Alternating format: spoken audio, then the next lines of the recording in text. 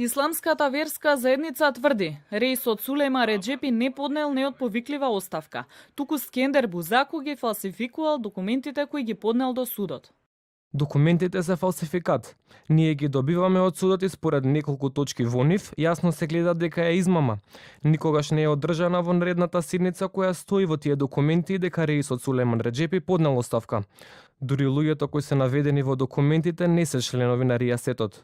Скендер Бузаку пак велике чека судска разврска и нема по насилен пат да ја преземе функцијата поглавар на Исламската верска заедница. Тврди дека кога отишол во седиштето на ИВЗ бил нападнат од луѓе пратени од реисот Сулейман Реджепи.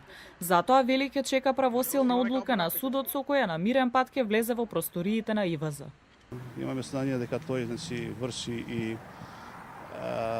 ја држи седиштето и со калашникови таму.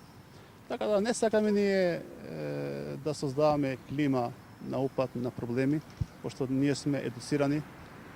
Нашата генерација се стреми за едно ИВЗ кое што ќе биде институција за сите граѓани и во ниеден случај не сме и нема да дозволам ова институција да биде исполитизирана. По обвинувањата од актуелното раководство на ИВЗ дека судот се меша во одлуките на верската заедница.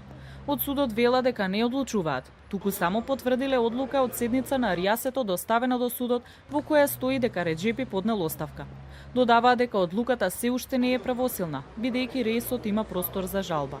Судот не врши промена, туку спроведува и потврдува одлука на верската заедница што се донесени на вонредна седница на Ријасетот, а врз основа на член 36 и член 68 од Уставот на Исламската верска заедница, а дали неотповикливата оставка на реис Улема Сулейман Реджепи е фалсификат или не, тоа може да биде предмет на друга постапка.